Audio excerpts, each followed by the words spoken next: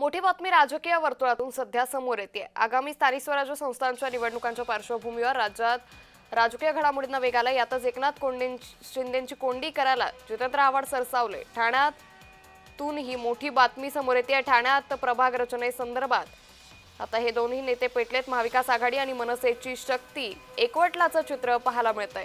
एकनाथ शिंदेंची कोंडी करायला आव्हाड सरसावलेत, तर यावेळी जितेंद्र आव्हाड आणि त्याचबरोबर मनसे नेते अविनाश जाधव यांच्यामध्ये भेट झाली। तर महाविकास आघाडी आणि मनसे प्रभाग रचनेच्या पार्श्वभूमीवर एकवटल्याचं पाहायला मिळतंय।